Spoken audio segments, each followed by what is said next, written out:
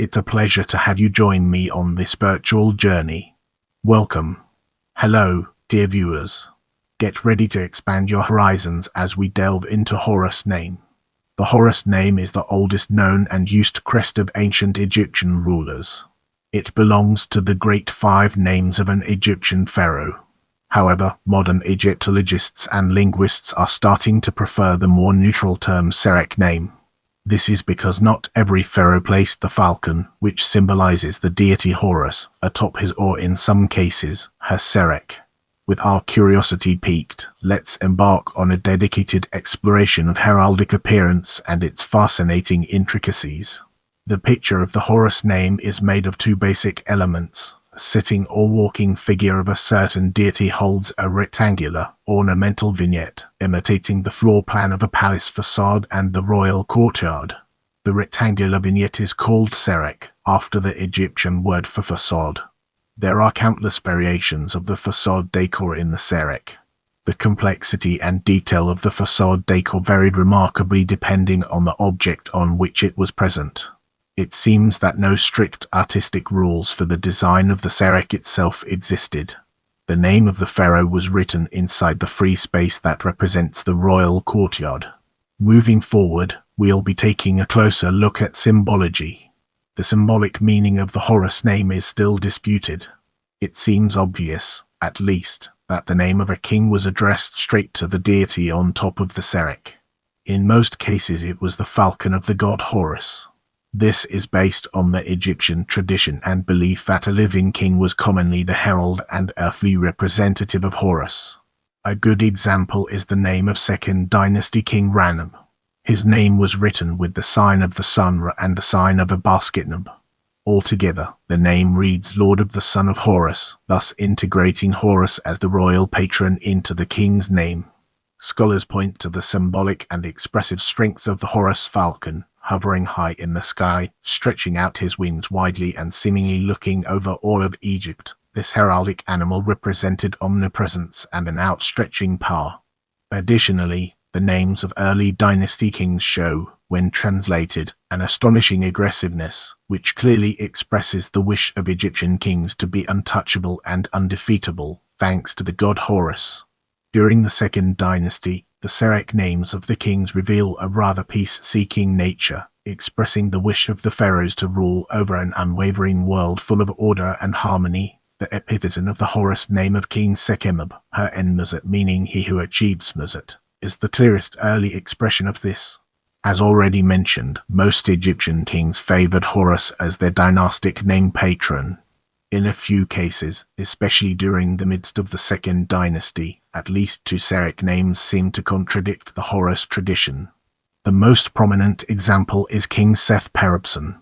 He first replaced the falcon figure of his serekh by the walking animal of the god Seth. Then, his name was written in a plural form, thus being addressed to Seth as well as to Horus. The serekh names of his followers Sekhemib and Khosakami were similarly built. Khosakami went even further and placed both divine figures of Horus and Seth above his serekh, in an attempt to accentuate the dualism of a serekh name. The remarkable behaviors of the 2nd dynasty kings can possibly be explained by the Egyptian belief that a king represented Horus and Seth in the same ways. Maybe said kings simply wished to express this dualism by willingly changing the appearance of the serekh and replacing divine figures on its top. Let's now turn our attention to introduction and history and examine its role within a larger context. As already mentioned, the Horus name is the oldest known and used royal title. Its introduction reaches back to the time of the Naka-II period at 3400 BC, and its development can be observed on objects from Naka-II to the 1st dynasty. However, at the time of introduction, the serekhs of kings were yet anonymous. Later the name of the king was written beside the serekh or omitted completely. In many cases the serekh lacks the Horus falcon, and in other cases, such as the serekh of King Ko, the serekh seems to be held by Horus upside down. During the Middle and Late Naka-II period BC, kings started to write their name inside their serekhs. Some of the best known early examples are the names of Scorpion II and Ka. Under these kings, the serekh was introduced in its final form.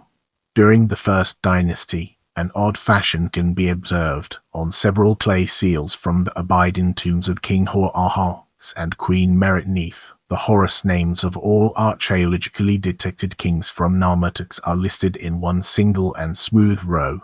All of these Horus names are missing a serekh. The exact reason for this is unknown, but it demonstrates complexity within the tradition of royal titulary, which is not fully understood even today. Now, let's shift our focus to special serekhs and embark on an intellectual exploration of its various dimensions. During the introduction and development of the serekh names, 3 examples of special serekhs are of very special interest to Egyptologists and historians. The first example is the serekh of a proto-dynastic king known as Double Falcon. The serekh of this particular king has a top that is sharply bent inwards at the very middle.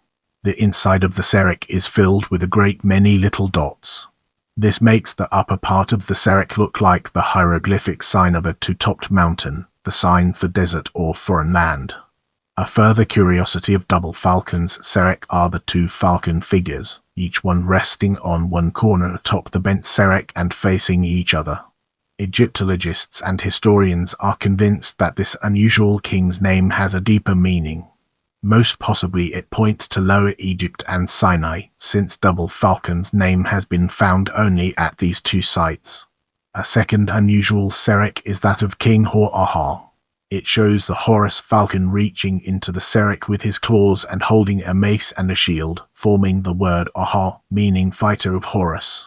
The arrangement is intriguing, because normally the Horus falcon and the hieroglyphs inside the serekh were out of reach and independent of one another. The motive and deeper meaning of a serekh are unknown. The third examples of unusual serekhs are those of several queens, including the serekh of Queen Merenith.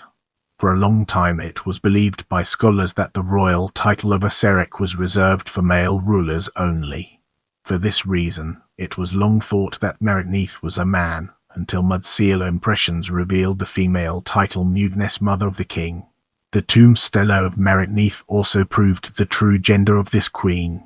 Thus, Queen Merenith was the first Egyptian female ruler who was allowed to use the serekh.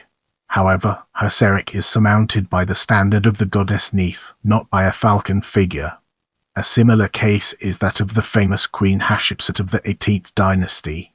She also used a serekh, and like Queen Merenith, had long been thought by scholars to have been a man.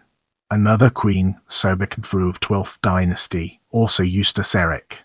She was the first female pharaoh to use the full royal titulary.